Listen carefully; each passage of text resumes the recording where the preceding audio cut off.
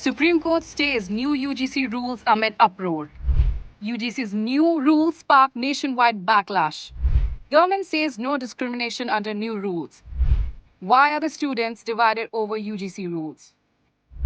Are the new UGC rules caste neutral?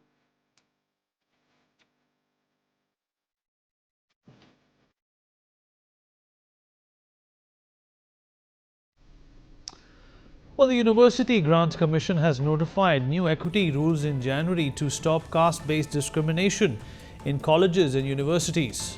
But the rules have led to massive protests by general category students who argue that the new UGC equity rules might lead to chaos on the campuses. Hello and welcome. You're watching Explained by NewsX. My name is Vineet Malhotra and today we are talking about the new UGC rules. What is the new UGC rule? What are the objections that were raised? What is the government's stance on regulations? And what the Supreme Court's latest order means? So firstly, what is the new UGC rule? Well, the UGC issued new rules called the University Grants Commission, or the Promotion of Equity in Higher Education Institutions Regulations. And on January 13th, which apply to all higher education institutions in India. The main aim is to stop caste-based discrimination and ensure equal treatment for everyone in colleges and universities. The big twist? It defined caste discrimination only as acts against scheduled castes, tribes and other backward classes, leaving out general categories. The new UGC equity regulations mandates every college and university to set up a special body called an Equal Opportunity Center on campus. The UGC has asked institutions to set up special committees, helplines and monitoring teams to handle complaints, especially from the Supreme Court and ST and OBC students.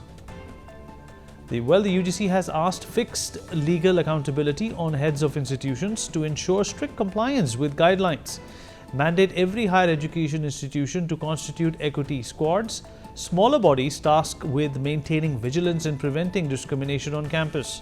In case of non-compliance, they may face regulatory action, including suspension of recognition, exclusion from UGC schemes, and other punitive measures. This was based on a Supreme Court intervention after a petition filed by mothers of Rohit Vemula and Payal Tadvi, who died by suicide over alleged caste-based discrimination in 2016 and 2019, respectively. Why was there a need for new guidelines? Well, according to the UGC, complaints related to caste-based discrimination have increased sharply in recent years. The number of such complaints rose by over 118% in 5 years, from 173 cases to 2019-20 to 378 in 23-24. And during this period, a total of 1,160 complaints were received from 704 universities and 1,553 colleges nationwide. So were there any shortcomings in these rules? One of the major concerns with the 2012 regulations was the absence of stringent provisions to deal with false complaints. The rules did not clearly specify the action to be taken against those who deliberately made false allegations. Additionally, the entire responsibility for inquiry rested with internal members of the institutions, which often raised questions about the impartiality of the process. So who are protesting against the new UGC rules? The new rules notified by the UGC have sparked a widespread criticism from general category students who argue that the framework could lead to discrimination against them. The protests are mainly led by a group called Swarna Sena outside the UGC office in Delhi. Their main concern is that there is no clear separate provision for students from the general or upper caste categories to report issues they might face. They also fear the new UGC rules might lead to a sudden increase in complaints, which could create division and unrest on campus instead of fostering unity. A section of students and now BJP office bearers in Lucknow have been calling for the withdrawal of the regulations. They have alleged that the regulations can lead to the harassment of students in the general category and can create divisions on the basis of caste.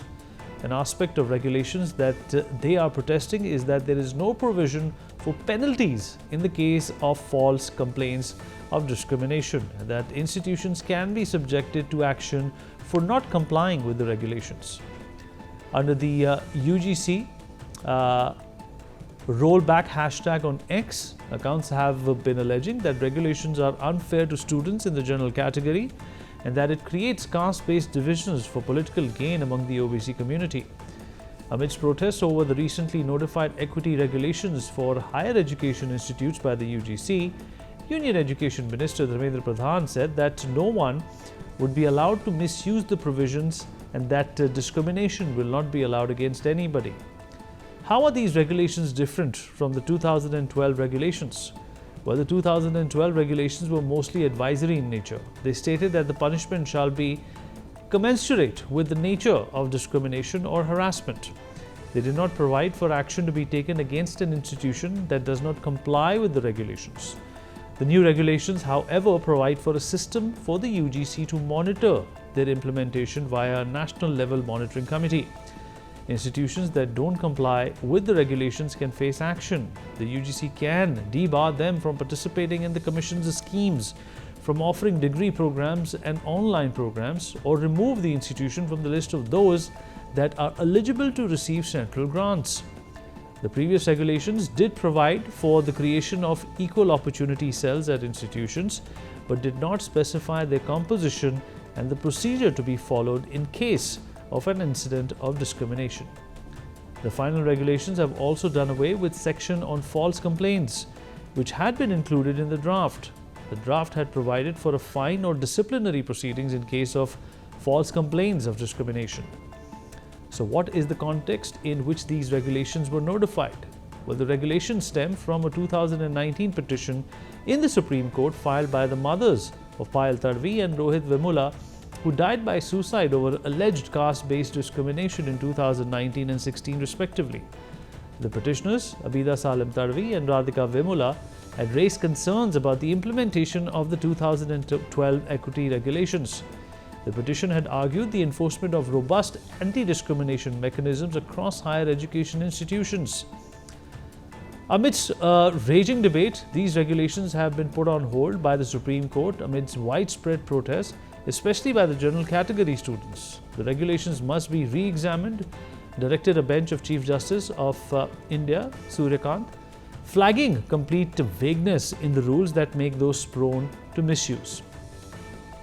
During the hearing, CJI Kant lamented that society has not been able to do away with caste-based discrimination even after 75 years of independence, stressing that the language of the regulations must be reviewed by an expert. The court issued a notice to Centre and the UGC. The bench also noted that Article 15 empowers the making of laws for scheduled castes and scheduled tribes. However, Justice Joy Malia Bakshi, part of the two-judge bench, agreed that there should be no regression in progressive legislation. So why is the BJP facing the heat over UGC's caste equity rules? Well, the BJP, which receives a solid support from upper caste groups, is facing pushback over the UGC's new equity norms to deal with caste-based discrimination in higher educational institutions. This is why the BJP is being faulted for the UGC's new norms.